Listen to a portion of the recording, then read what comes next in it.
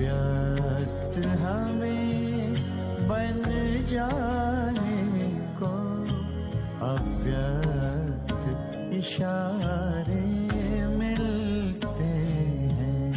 अव्यक्त हमें बन जाने को अव्यक्त भान को तज करके अव्यक्त भान को तज करके अव्यक्त वतन में जाने को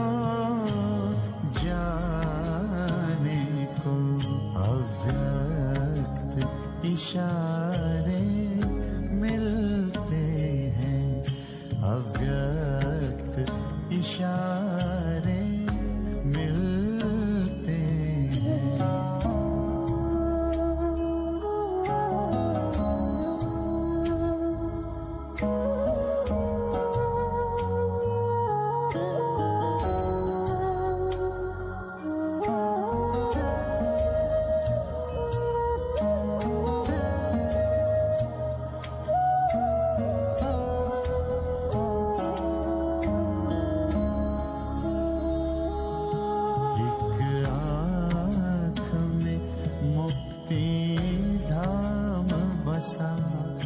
दूजे में जीवन मुक्ति धाम, एक आँख में मुक्ति धाम बसा।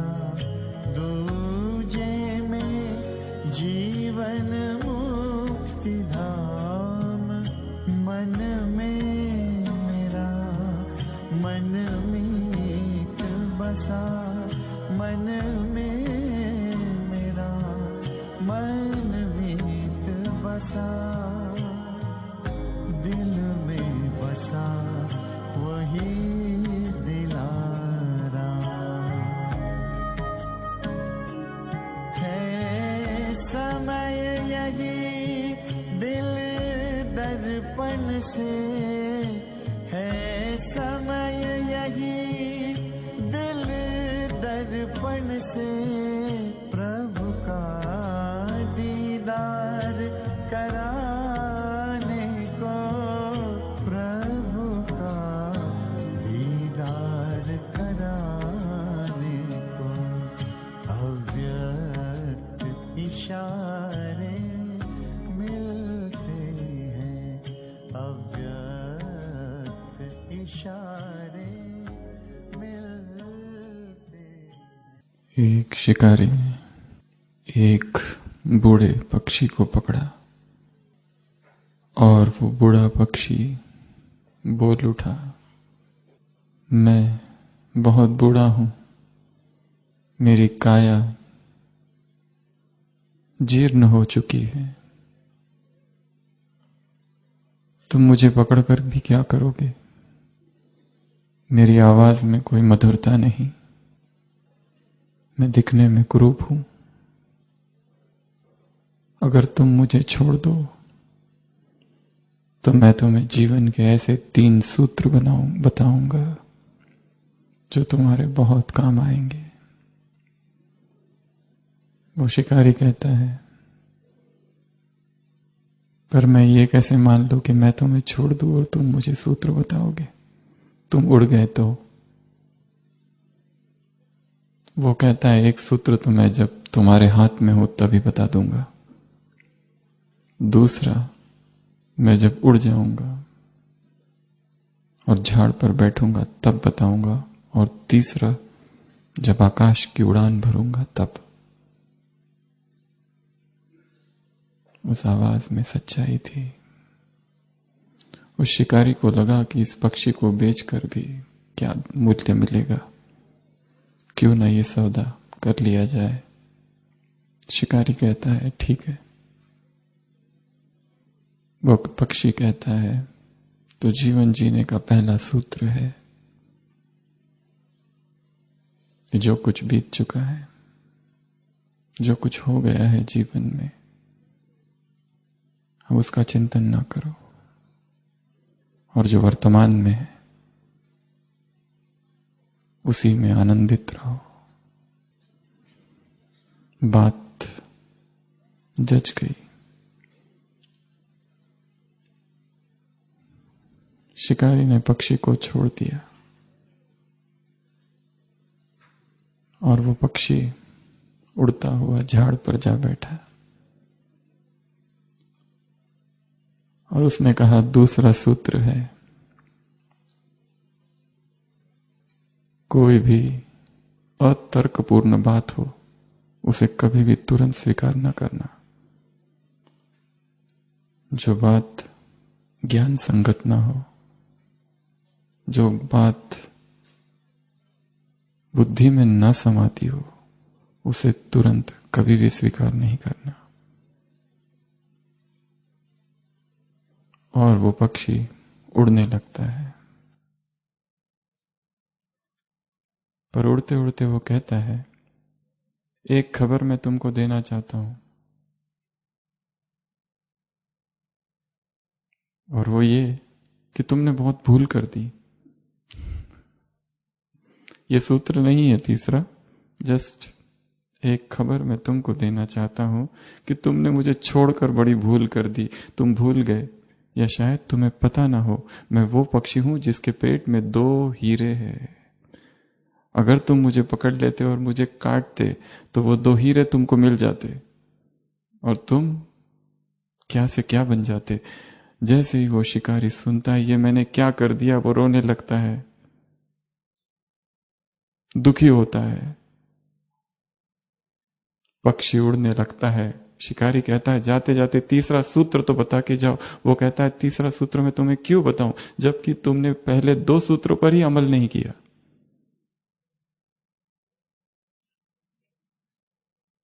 वो हैरान होकर पूछता है, कैसे?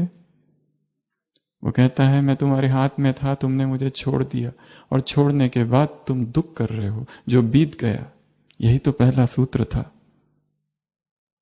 1 सेकंड में फुल स्टॉप नहीं लगाया। ढो रहे हो अब तक अतीत को, अतीत के बोझ को, वो जो बदल नहीं सकता, जिसे कोई नहीं बदल सकता।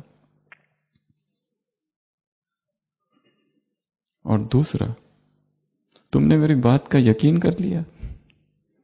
क्या किसी पक्षी के पेट में हीरे होते हैं? जब तुमने दोनों ही बातों को जीवन में नहीं लाया तो मैं तुम्हें तीसरा सूत्र क्यों बताऊं? और वो पक्षी उड़ जाता है। अगर ये 2 सूत्र पता चल गए तो तीसरा स्वतः ही पता चल जाएगा।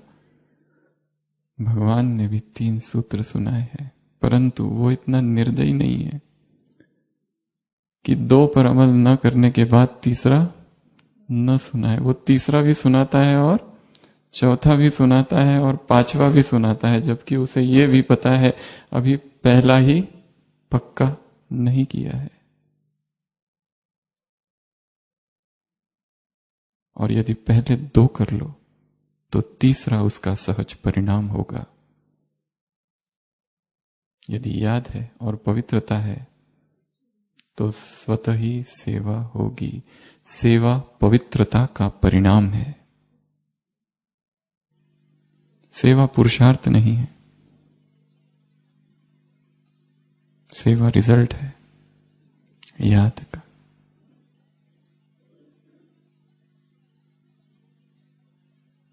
तो न मालूम कितने सूत्र भगवान ने हमें सुनाए हैं और कब से सुनाता आ रहा है,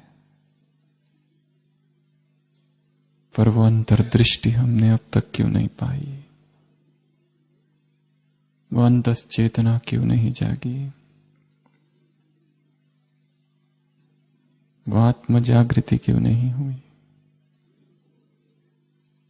कि उसके शब्द अनुभव बन जाए, उसके वाक्य जीवन बन जाए, उसकी श्रीमत जीवन का अनुभव बन जाए। त्रिमूर्ति तिलक देखा बाबा ने, कल की अव्यक्त वाणी। क्या देखा मस्तक पर? मास्टर त्रिमूर्ति तिलक। क्या तिलक थे? याद? बीच में कौन सा था, राइट में कौन सा था और लेफ्ट में कौन सा था? तिलक है ना?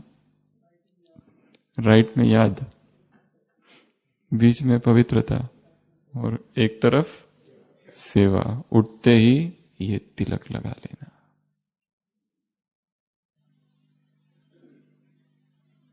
उठते ही तिलक, लकीर देख रहे हैं बाबा। याद की, पवित्रता की और सेवा की। मुरली की सारी बातें हमने न मालूम कितनी बार सुनी है, फिर भी अलग अलग ढंग से, अलग अलग अंदाज से वही वही भगवान सुनाता है। शायद कोई एक तीर चुभ जाए। शाम की मुरली थी, वाह परिवर्तन वाह। दुनिया वाले क्या कहे? वाह परिवर्तन वाह। अचानक से वो परिवर्तन हो जाए अंदर ही अंदर।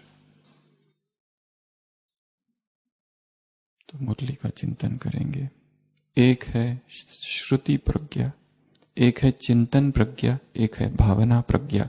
प्रज्ञा 3 प्रकार की होती है। पहला श्रुति, सुना है, उससे श्रेष्ठ है चिंतन। उस पर चिंतन किया है, मनन किया है, क्लासेस सुनी है, क्लासेस कराई है।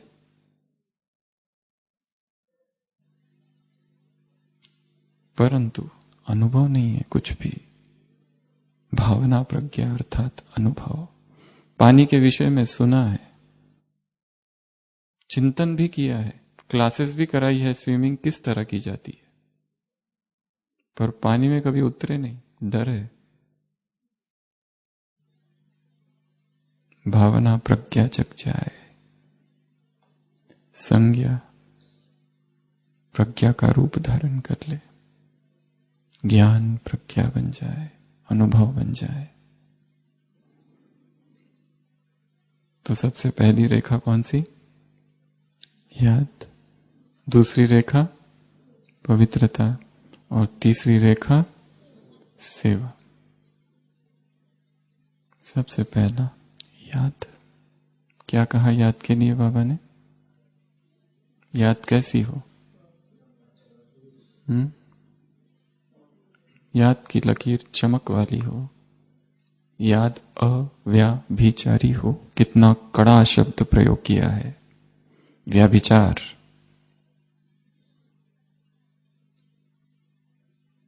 साकार देहधारी से फ्रेंडशिप डेंजरस है, खतरनाक।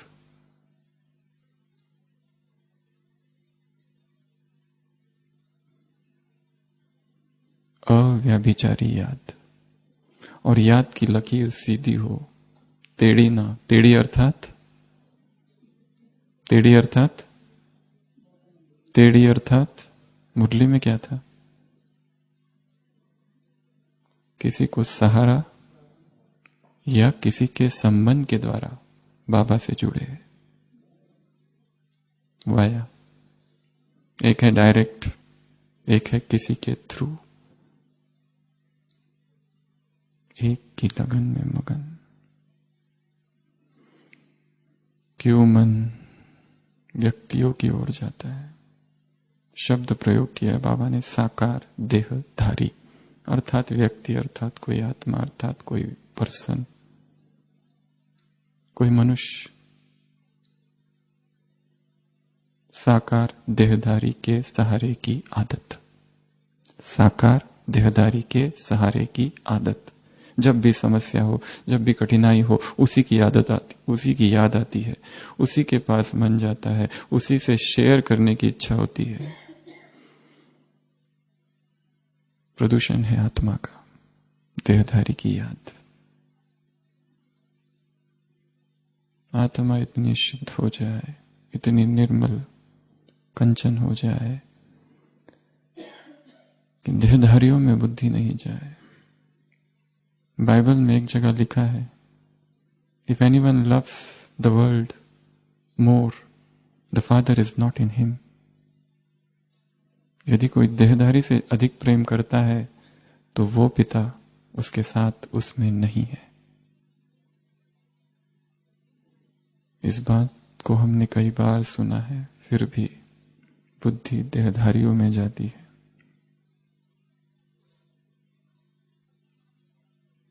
एक है योग करना, एक है चिंतन करना। चिंतन एक है आंखें खोलकर करना, दूसरे प्रकार का चिंतन है आंखें बंद करके करना। एकांत में बैठकर आंखें बंद कर अपने ही जीवन को देखना कि जीवन में कौन कौन से व्यक्ति आए, किन किन से लगाव हो गया, किन किन से द्वेष हो गया। राग और द्वेष, ये दोनों ही चीजों ने हमको बांध रखा है। और क्यों? दोनों ही अनित्य है,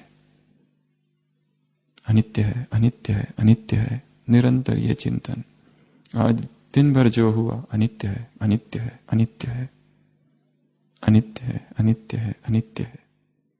राग भी अनित्य है, द्वेष भी अनित्य है, दोनों ही अनित्य है। इसको कहते हैं साक्षी। बिना साक्षी भाव के पवित्रता संभव ही नहीं है। स्लोगन कुछ था आज, क्या? तख्त कौन सा हो? साक्षी का।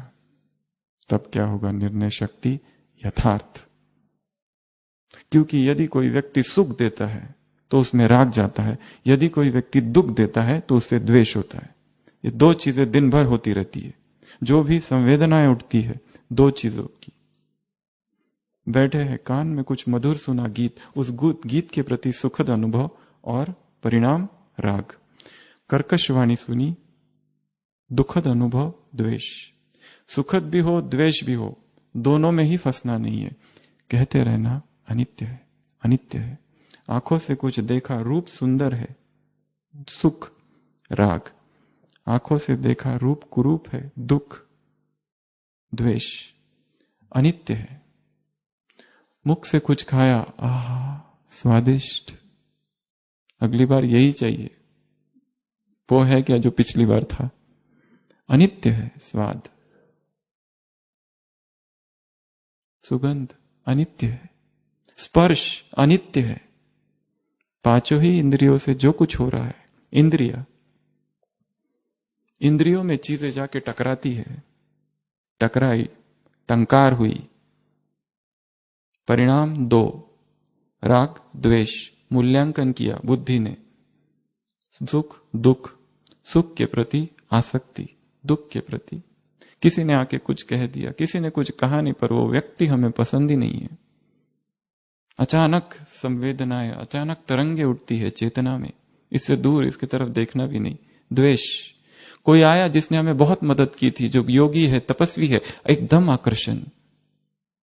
राग, दोनों ही अनित्य है, न इधर न उधर। मन में, ये तो पांच इंद्रिय हुए, छठी इंद्रिय मन को कहा जाता है। मन में किसी व्यक्ति का चिंतन आया, उस चिंतन ने टंकार की, अच्छा बुरा, बुरा अप्रिय अप्रिय, परिणाम राग द्वेष।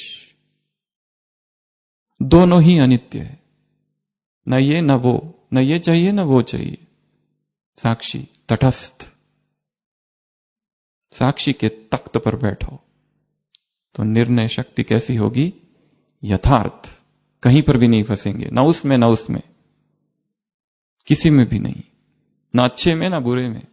अच्छा भी फंसाता है। कोई व्यक्ति अच्छा लगे, उसकी वाणी अच्छी लगे, उसके गुण अच्छे लगे। इसी मुरली में पवित्रता के लिए बाबा ने कहा है, व्यक्ति का साथ, गुण और विशेषता भी आकर्षित ना करे, इसे कहा जाता है पवित्रता। पवित्रता अर्थात संपूर्ण साक्षी भाव। कहीं पर भी बुद्धि इधर उधर ना जाए, स्थिर, न इधर न उधर। अनित्य है। बहुत ठंड लग रही है, मन से कहो अनित्य है। गर्मी हो रही है, मन से कहो अनित्य है। बहुत आवाज हो रही है, सो नहीं पा रहे, अनित्य है, वो भी अनित्य है। सब कुछ अनित्य है। अनित्यम असुखम लोकम। जीवन भर व्यक्ति संघर्ष ही करते रहता है। एक मानसिक लड़ाई चालू है पवित्रता के लिए, याद के लिए। याद जिसको करना चाहता है उसको कर नहीं पाता, किसी और की याद आती है, कितने लोगों की याद आती है। और मन का ये स्वभाव है, उससे झगड़ना नहीं है, आने दो याद, सबकी याद आने दो, बीवी की, पति की, बच्चे की, पर क्या कहना, अनित्य है। मन का ये स्वभाव है, उससे लड़ना नहीं है।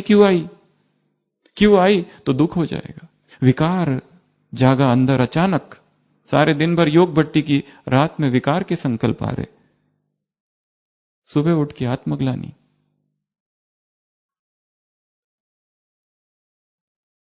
सारे दिन भर क्लासेस सुनी, क्रोध मुक्त कैसे बने, क्रोध मुक्त कैसे बने, और शाम को ऐसा भयंकर क्रोध। ये क्या हो गया, ये क्यों हो रहा है? मन के स्वभाव को समझना, नहीं तो दुखी हो जाएंगे, गिल्ट में जाएंगे, अपराध भाव। मधुबन में रहते हैं, यहां तपस्या के लिए आए थे, पर यहां तो वहां जो स्थिति थी उससे भी नीचे चली गई। क्यों? संघर्ष है। इसलिए संघर्ष में नहीं पड़ना है। अनित्य है, अनित्य है, ये भी अनित्य है, वो भी अनित्य है। तो ये जो भावनाएं जाग रही है, थोड़ी देर रहेगी और चली जाएगी। रात में संकल्प आया, थोड़ी देर रहेगा, विलीन हो जाएगा। उत्पात और विलय, उत्पात और लय, उत्पात और लय, उत्पात और लय, बस ये हो रहा है चित्त की भूमि पर। आ रहे जा रहे, आ रहे जा रहे, साक्षी होकर देखते रहना है। जैसे आकाश, वायु आई वायु गई, आकाश को कुछ होता है नहीं। एक होटल है, लोग आते हैं लोग जाते हैं, विचार आने दो, विचार जाने दो। अच्छा आया तो उसको पकड़ नहीं लेना, पकड़ लिया तो लगाव हो जाएगा। ये तो बहुत ही अच्छा विचार है, उसमें भी लगाव है। बहुत अच्छी स्थिति, इसमें भी लगाव है।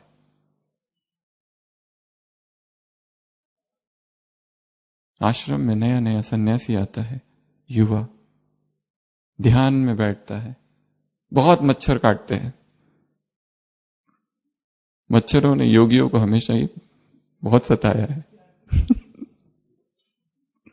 गुरु के पास जाता है, कहता है कि बहुत मच्छर काटते हैं, क्या करूं, ध्यान नहीं लगता है। वो कहता है तटस्थ होकर बैठो, देखते रहो, अनित्य है।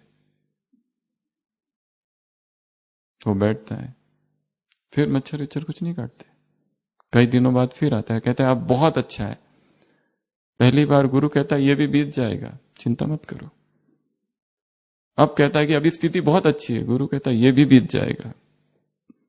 न इसके प्रति आकर्षण, न उसके प्रति आकर्षण। अच्छे के प्रति ज्यादा लगाव किया तो फिर तुरंत जो बुरा होगा उससे भी द्वेष होगा। राग द्वेष, राग द्वेष, राग द्वेष, राग द्वेष, आकर्षण विकर्षण, आकर्षण विकर्षण। ये भी नहीं वो भी नहीं, तटस्थ साक्षी।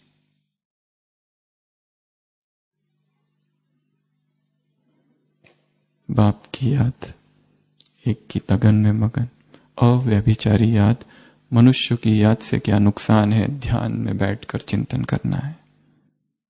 मेरे जीवन में जब जब किस पर अति भरोसा किया और जब वो भरोसा टूटा तो क्या हालत हुई, कैसी आह निकली, कैसी दर्द की पुकार थी वो, कैसी चोट पहुंची। एकांत में बैठकर, क्योंकि जो सृष्टि बाहर है वो सृष्टि इस देह के अंदर है। सृष्टि को देखना बंद, अंदर देखना चालू। अंदर क्या चालू है? अंतर दृष्टि। सारे उत्तर अंदर ही है। कहीं कोई उत्तर बाहर से ना आज तक आया है, ना कभी आएगा। हमारे ही भीतर सारे उत्तर मिलेंगे। तो सबसे पहली रेखा थी याद की रेखा। कैसी हो? चमक वाली। कैसी हो? सीधी। कैसी हो? किसी देहधारी का सहारा नहीं। कैसी हो? अव्याभिचारी। व्याभिचारी शब्द बड़ा कड़ा शब्द है।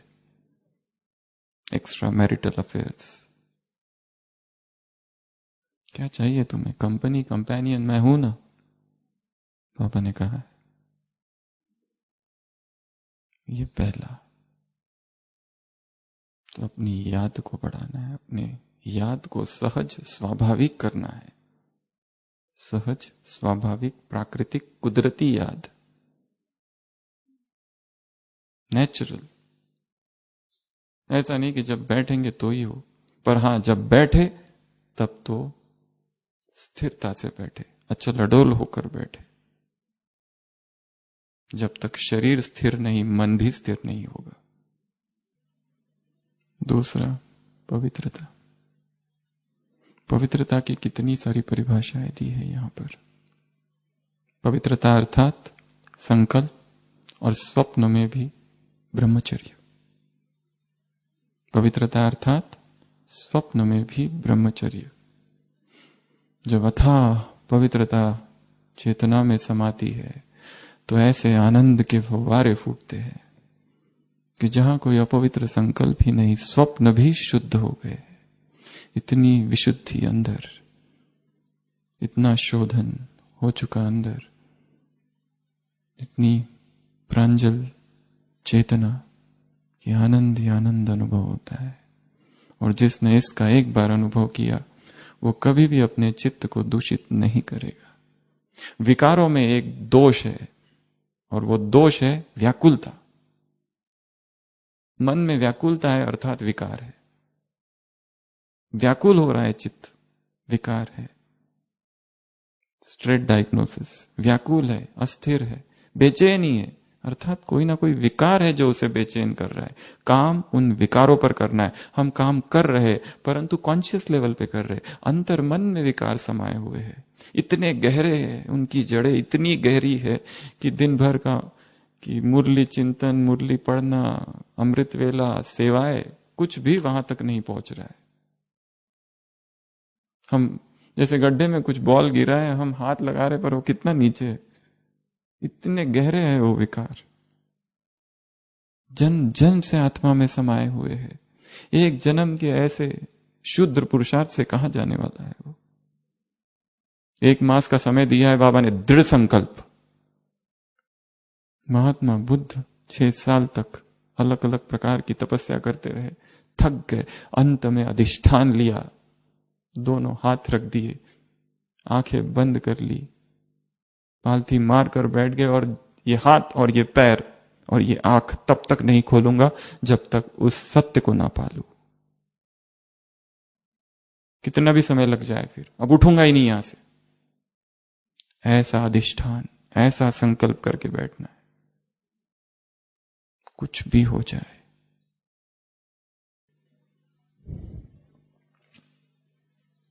पवित्रता अर्थात संकल्प और स्वप्न में भी ब्रह्मचर्य। दूसरा, पवित्रता अर्थात ब्रह्मचर्य। ब्रह्मा का जो आचरण था, ब्रह्मा सृष्टि का वह पुरुष है जिसमें अनंत करुणा है, अनंत प्रेम है, अनंत आनंद है। ऐसा व्यक्ति, उसका अनुकरण करना, कर्म में, चलन में, स्थिति निराकार शिव की जैसी, वो है ब्रह्मचर्य, वो है पवित्रता। तीसरा, पवित्रता अर्थात कोई भी साकार देहधारी की याद नहीं, सहारा नहीं। अगर उसका सहारा लिया तो बाप नंबर 2 में चला जाएगा और वो व्यक्ति नंबर 1 में आ जाएगा। और ये एक धोखे की अवस्था है, स्टेज ऑफ डिसेप्शन। सभी धोखेबाज है, सभी। यदि उन्होंने धोखा न भी दिया तो भी मन में हमें उनके द्वारा धोखा अनुभव तो हुआ है कई बार, क्योंकि हमने एक्सपेक्टेशंस बहुत रखी थी उनसे। हम सोचते हैं हम उनसे ज्यादा प्यार करते हैं, वो हमसे ज्यादा प्यार करता है। इस संसार में वास्तव में कोई किसी से भी प्यार नहीं करता, कोई किसी से भी प्यार नहीं करता। हर एक व्यक्ति अपने आप से प्यार करता है बस। दूसरे यदि उसके स्वप्न को साकार करने में मददगार है तो वो दिखाता है कि मैं तुमसे प्यार करता हूं। प्यार वो किसी से ही नहीं करता। मदद करना बंद कर दे, करेगा प्यार? हर एक केवल अपने से प्यार करता है बस।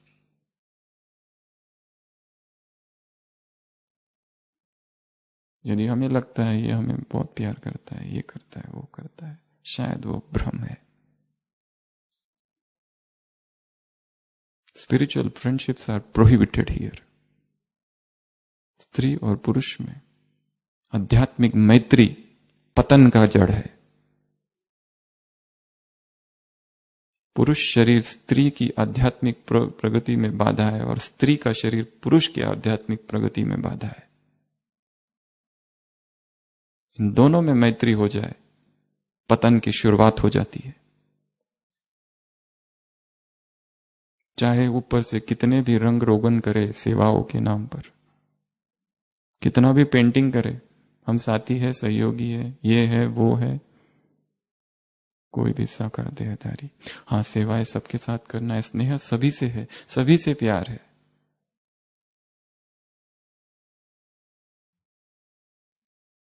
कबीरा खड़ा बाजार में, मांगे सबकी खैर, न काहू से दोस्ती न काहू से वैर।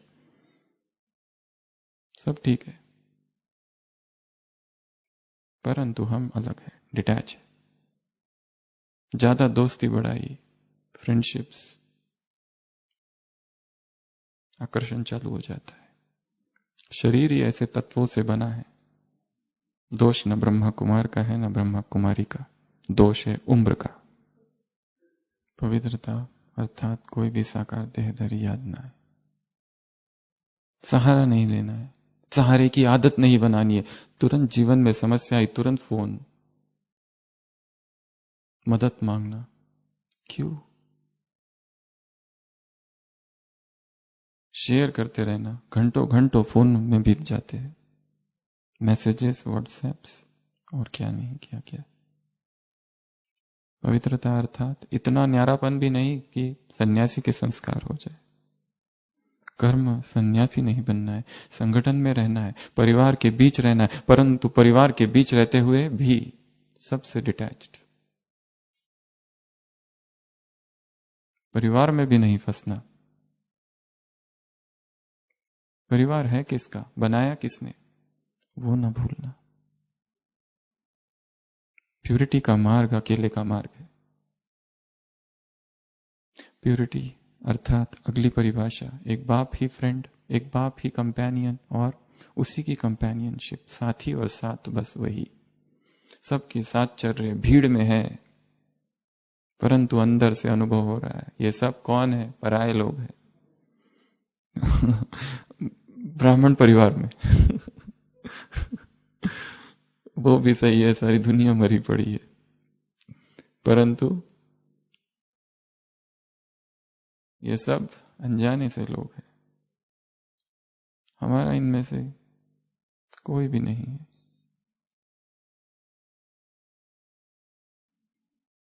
हमारा इकलौता एक बाप ही है बस। We live, we move and we have our being in him.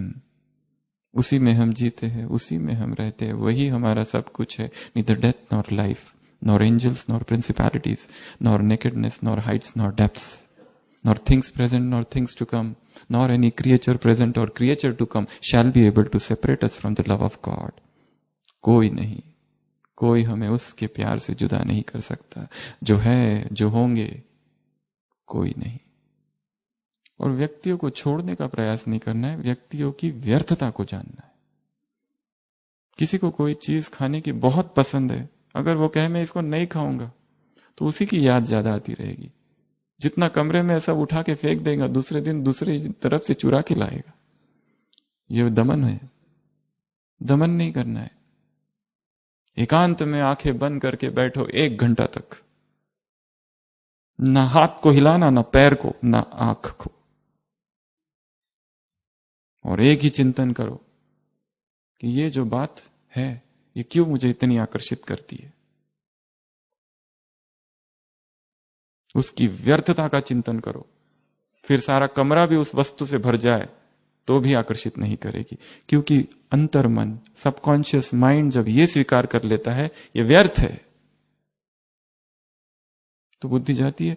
सड़क से गुजरते हैं, मार्केट से, तो किसी को लगता है यहां का कुछ समोसा खा लूं, क्यों? क्योंकि सबकॉन्शियस माइंड में चला गया है ये पॉइंट कि ये हमारा है ही नहीं। अंतर्मन ने स्वीकार कर लिया है जिस बात को, अब उसमें कोई संघर्ष नहीं है, परंतु बाकी चीजों में संघर्ष चालू है। अर्थात अंतर्मन ने स्वीकार नहीं किया, अंतर्मन तक ये पहुंचा देना। कि ये व्यर्थ है, ये संबंध क्यों निभा रहा हूं मैं 10 साल से, 15 साल से, 20 साल से। इसी संबंध की वजह से तो इतना दुख है जीवन में। व्यर्थ का संबंध है। वो माँ बेटी का हो सकता है, माँ बेटे का हो सकता है, पति पत्नी का हो सकता है, कुछ भी हो सकता है। संबंध निभा रहा हूं अर्थात उसमें आसक्ति है। संबंध रहेगा, आसक्ति हट जाए बस। चीजों की व्यर्थता को देख लेना अर्थात वैराग्य। व्यर्थता का चिंतन करो, ये व्यर्थ है, क्या मिल रहा है इससे, बस इसी का चिंतन अंतर मन में, अंत चेतना में अंतर्दृष्टि एक प्राप्त होगी। फिर हाथ भी लगाने जाओगे उस व्यक्ति को तो मन कहेगा ये हमारा है ही नहीं, उस वस्तु को ये हमारा नहीं है। वासनाएं जो उठने वाली थी समाप्त हो जाएगी उठते उठते ही। एक बाप ही साथी है। बाबा ने पूछा है कहीं और किसी को साथी बनाने का विचार तो नहीं है, किसी की प्लानिंग तो नहीं चालू है अंदर ही अंदर। प्लेन बुद्धि होकर बैठो तो प्लानिंग आएगी, क्या किया जाए। एक कुमार ने हमको मैसेज लिखा, अमृत वेला बाबा मिलन में आया हूं, बैठा हूं 2 बजे से और मोबाइल रखा था, उसमें शायद किसी बच्चे का चित्र था, छोटा बच्चा, स्क्रीन लगाते डीपी। तो बाबा ने मुझे साक्षात्कार कराया और उस बच्चे की तरफ उंगली की। तो वो हमसे पूछ रहा था क्या बाबा चाहते हैं कि मेरे द्वारा ऐसा एक बच्चा उत्पन्न हो।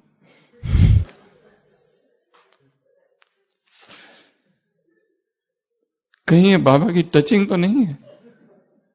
और इतना स्पष्ट दिखा मुझे, बाबा कह रहा है वो तू उसको खिला, तू मुझे क्यों खिला रहा है, उसका ध्यान रख,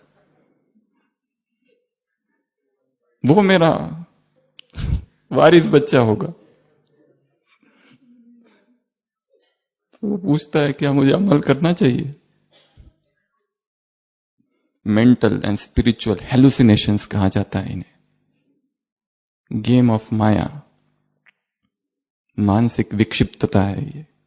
ऐसी कोई टचिंग विचिंग नहीं होती है। ये मन में ही जो सोच रहा है व्यक्ति दिन रात, वही दिखता है उसको। अब किया क्या जाए पर। अब एकांत में बैठो और व्यर्थता के बारे में सोचो, कहां बच्चों को स्कूल पहुंचा है और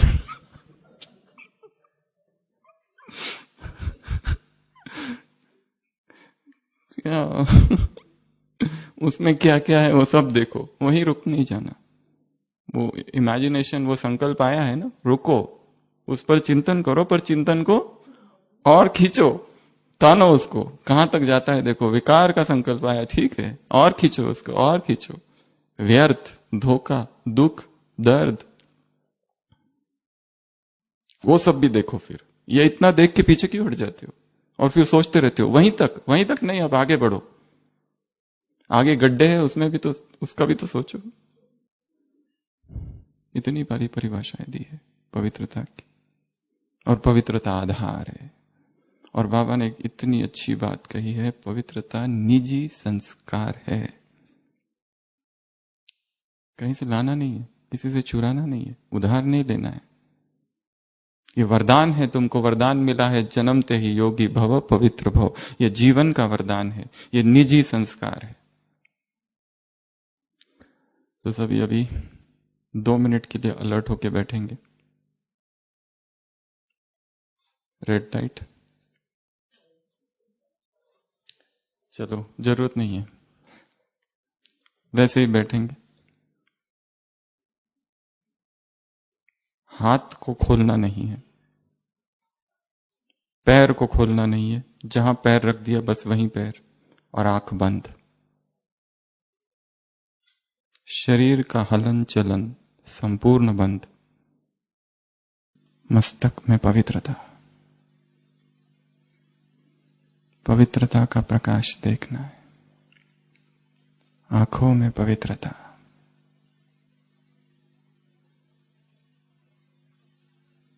कान में पवित्रता,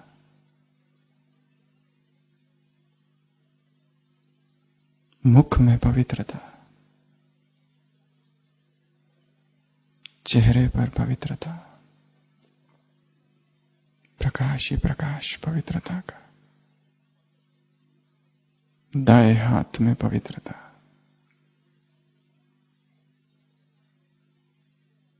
सीने में पवित्रता, बाएं हाथ में पवित्रता का दिव्य प्रकाश।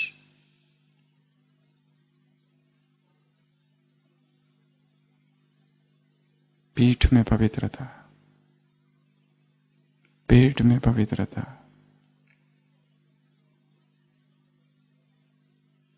दाएं पैर में पवित्रता, बाएं पैर में पवित्रता,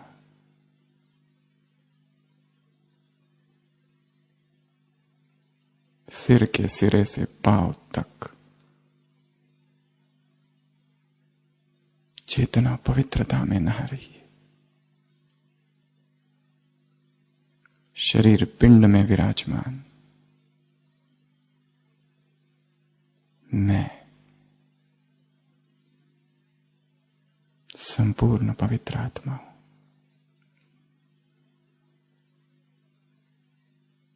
महसूस कर रही हूं सारे शरीर में पवित्रता के स्पंदन। मन ही मन फिर से ऊपर से लेकर नीचे तक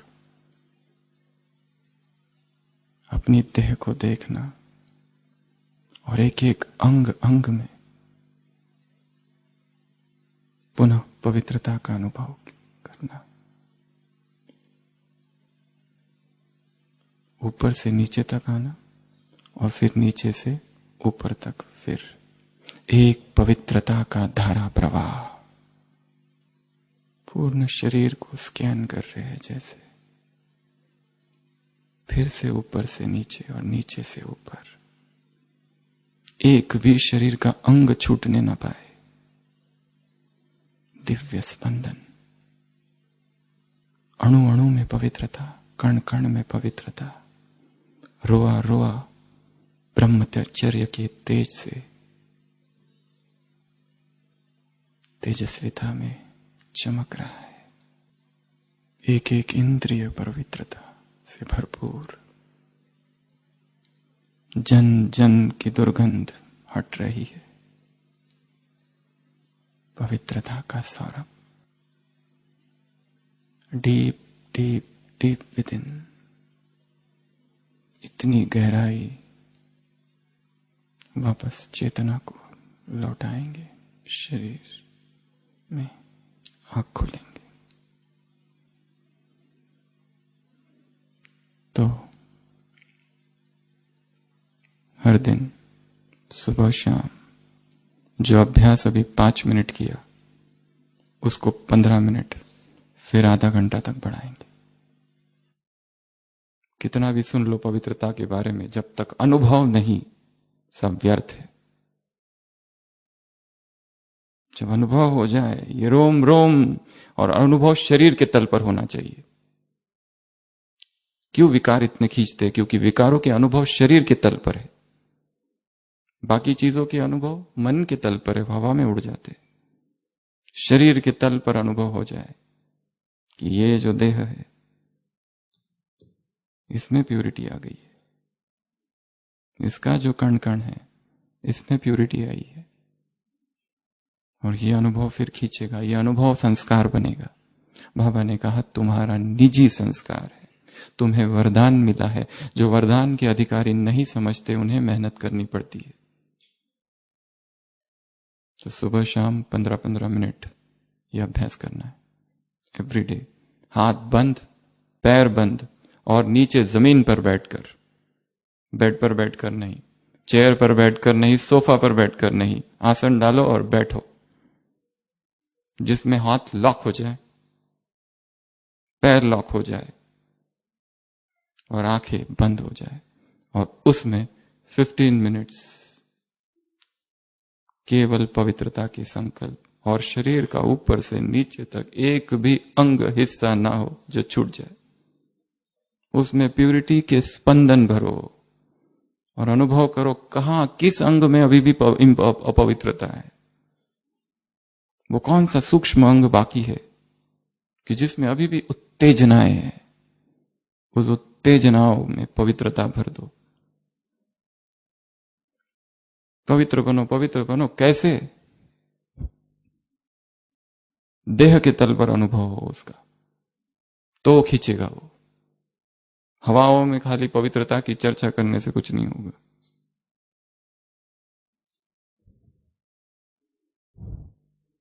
तीसरा, सेवा।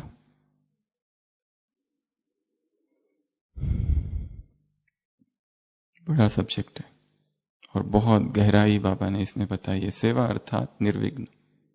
और जो विघ्न डाल रहा है उसको क्या करो? फ्री ट्यूशंस मिल रही है। विघ्न डालने वाला कौन है? तुम्हारा ट्यूटर, तुम्हारा टीचर। कोई फीस नहीं, कुछ नहीं, प्राइवेट ट्यूशन। अनुभव की उन्नति होगी, अनुभव बढ़ेगा, उसको टीचर समझो। और जिस दिन विघ्न न आए उस दिन, आज एक भी टीचर नहीं मिला, कोई अच्छा सा टीचर आज मिल जाए।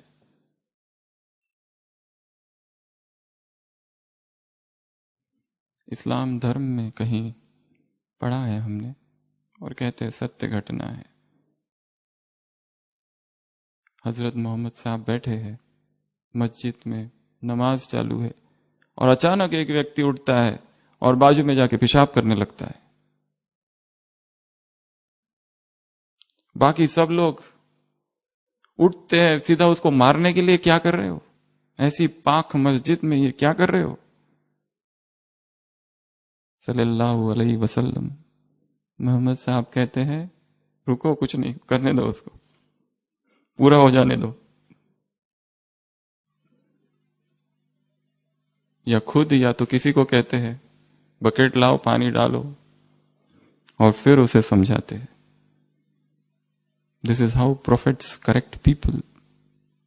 इस तरह समझाते हैं दूसरों को। हो सकता है कोई डायबिटिक पेशेंट हो, रोकना मुश्किल हो गया हो, तो क्या उसका अपराध हो गया?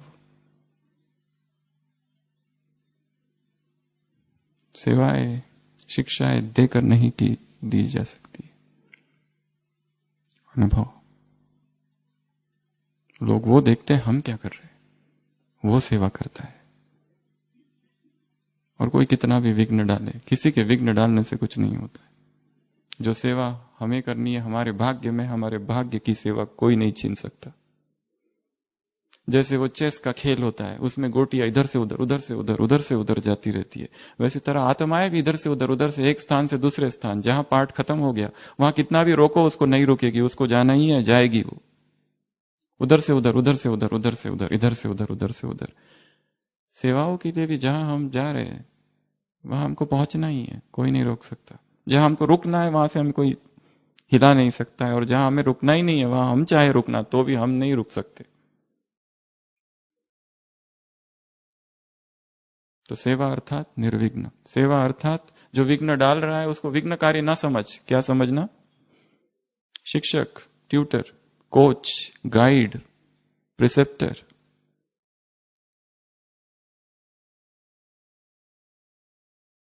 दूसरा, सेवा अर्थात निर्विकल्प।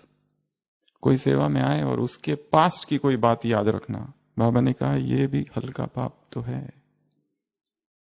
जैसे कोई डॉक्टर है और उसके पास पेशेंट आता है, वो पेशेंट पहले ही 5 डॉक्टर के पास गया है और सब ने गड़बड़ की है ट्रीटमेंट में। अब ये कहता है अरे तुम कहां चले गए थे, वो सब मूर्ख थे, पहले आना चाहिए था मेरे पास, सब ने गड़बड़ कर दी।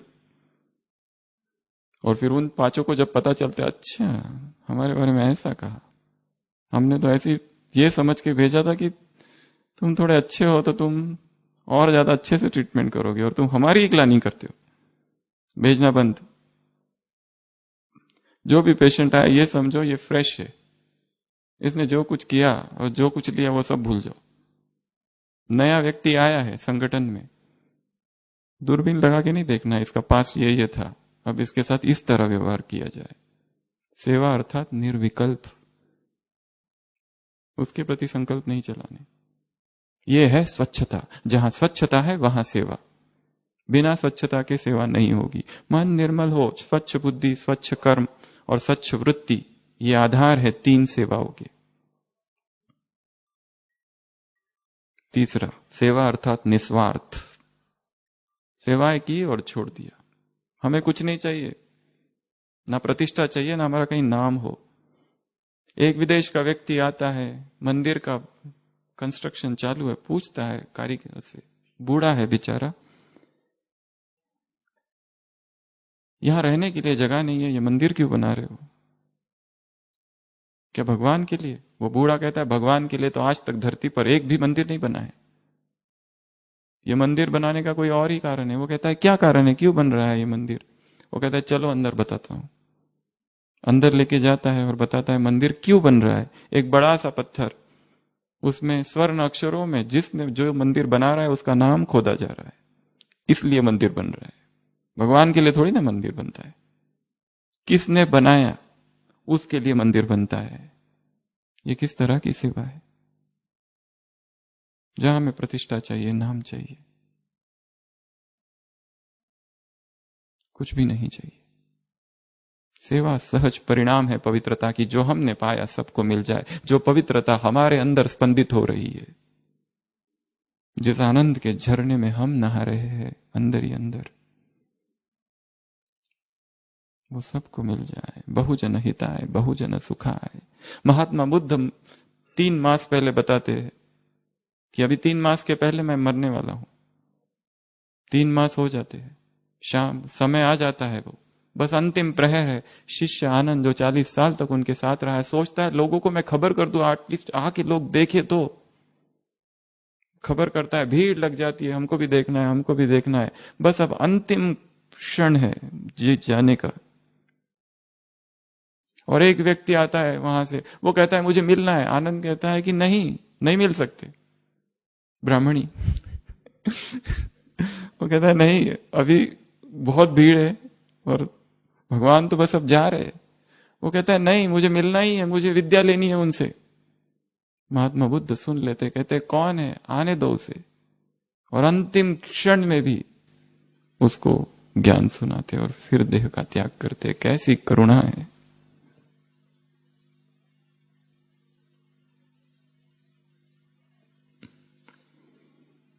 देना है, जो हमने पाया वो सबको देना है।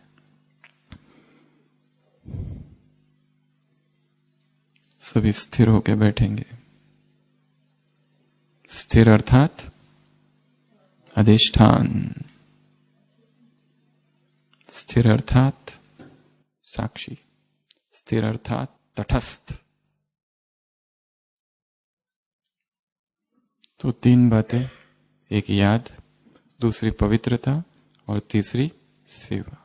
ऐसे कैसे? कैसे? अव्यभिचारी याद में रहने वाले बच्चों को ऐसे, संपूर्ण पवित्रता को जिन्होंने वरदान जीवन में धारण किया है, अधिकार समझ के धारण किया, ऐसे बच्चों को ऐसे, निर्विघ्न सेवाधारी बच्चों को ऐसे। दूसरों, बाबा ने कितनी अच्छी बात कही, सेवा ही तुम्हें निर्विघ्न बनाएगी और सेवा में ही निर्विघ्न है सबसे ज्यादा। कैसा वाक्य है ये! सेवा ही निर्विघ्न बनाएगी और विघ्न कहां पर है? सेवाओं में ही विघ्न है। ऐसे पवित्र योगी बच्चों को ऐसे, जन्मते ही पवित्रता का वरदान लेने वाले बच्चों को ऐसे, निस्वार्थ निर्विकल्प एक रस से अखंड सेवाधारी बच्चों को ऐसे, रोम रोम पवित्रता का क्या अनुभव करने वाले बच्चों को। कितना भी ज्ञान सुनो, कितना भी क्लासेस करो कराओ, सब बुद्धि विलास है। जब तक अनुभव नहीं, सब व्यर्थ। किसे नहीं पता ज्ञान? जो आत्मा परमात्मा को मानते हैं, जो कुछ संसार में लोग हैं आत्मा परमात्मा को नहीं मानते, जो आत्मा परमात्मा को मानते उनमें भी विकार, जो नहीं मानते उनमें भी विकार। क्योंकि जड़ों तक पहुंचे नहीं है। अनुभव कहां है? वो अनुभव होगा अंतर मन की गुफा में। ऐसे अनुभवी मूर्त आत्माओं को ऐसे सब कुछ अनित्य समझने वाली आत्माओं को सब कुछ अनित्य, ये चिंतन दिन भर करते रहना 1000 बार एक दिन में। क्या चिंतन करेंगे? अनित्य है। बारिश आई अनित्य है, धूप आई अनित्य है, ठंड अनित्य है, गर्मी अनित्य है, किसी ने तारीफ की अनित्य है, किसी ने निंदा की अनित्य है, कोई अच्छा लगा वो भी अनित्य है, कोई बुरा लगा वो भी अनित्य है, सब कुछ अनित्य है। अनित्य का सागर है ये, सब अनित्य सब अनित्य सब अनित्य अनित्य अनित्य अनित्य अनित्य अनित्य। उठे तो भी अनित्य है। तो मन में वैराग दृढ़ रहेगा, क्योंकि वैराग लोप हो जाता है, समाप्त हो जाता है, और चीजों में या तो राग या तो द्वेष, राग या द्वेष, राग या द्वेष, बस इसी में फंसे रहते हैं। इसीलिए मन को आदत डालनी है अनित्य की। ऐसे बीच को 1 सेकंड में फुल स्टॉप लगाने वाले बच्चों को, अभी जो मुरली चली, ऐसे 3 रीति से 3 रूपों से सेवा करने वाले बच्चों को, ऐसे नॉलेजफुल पावरफुल लवफुल बच्चों को, ऐसे मनसा वाचा कर्मणा बच्चों को, ऐसे पावरफुल माइंड वाले बच्चों को, ऐसे सर्व खजाने से संपन्न बच्चों को, ऐसे त्रिपुंड लगाने वाले बच्चों को। वाह, त्रिपाई होती है ना, उसका एक पैर भी इधर हो गया तो लुढ़क जाएगी, त्रिपाई। ऐसे समर्थ संकल्प से, ये भी एक मुरली में आया, एक समर्थ संकल्प सारे व्यर्थ वातावरण को नष्ट कर सकता है। मैंने कहा था ना ऐसा होगा, तुमने रचा ना ऐसा संकल्प, इसलिए तो ऐसा हुआ। एक श्रेष्ठ संकल्प, जैसे उदाहरण दिया बाबा ने, वो एक विमान दूसरे विमान को खत्म करता है, एक वस्तु एक शस्त्र दूसरे शस्त्र को, वैसे एक संकल्प दूसरे संकल्प को खत्म करेगा। विकार के संकल्प आ रहे, पवित्रता के संकल्प जगाओ। दुख के संकल्प आ रहे, खुशी के संकल्प जगाओ। और पहले दर्द होगा, ये भी कहा है उसमें उदाहरण डॉक्टर्स का, एक्सरसाइज करो तो पहले दर्द होता है, बाद में दर्द करते हैं एक्सरसाइज दूर होने के लिए, दर्द दूर होने के लिए, पर एक्सरसाइज से दर्द होना चालू हो गया। वैसा ही होगा, वो दर्द में दवा छिपी है, दर्द की तो दवा ही दवा दर्द है वैसे तो ऐसे ढेर सारे सोमानों वाले बच्चों को बाप दादा का 1 मास दिया है बाबा ने। इस 1 मास में, या फिर 1 मास भी अभी नहीं बचा, 31 तारीख तक कुछ ऐसे संकल्प करने हैं अमृत वेला, जो किसी को नहीं बताने, अपने ही अंदर करने, रचना करनी उनकी स्ट्रांग पावरफुल, और उसे करके दिखाना है। वो हमारी जीत होगी, वो जीत होगी। जैसे ये काम दिया, सुबह 15 मिनट, शाम को 15 मिनट, जब 15 मिनट के बाद उठो तो सफल होके उठना है, तो खुशी रहेगी जीत की, कि हम बैठे थे 15 मिनट बिना हिले डुले। तो ऐसा ऊर्जा का प्रवाह शरीर में दौड़ेगा, रोआ रोआ पुलकित होगा, पुलकन से भरेगा। बच्चों को, ऐसे बच्चों को बाप दादा का याद प्यार, गुड नाइट और नमस्ते। हम रूहानी बच्चों की, रूहानी बाप दादा को याद प्यार, गुड नाइट और नमस्ते। ओम शांति।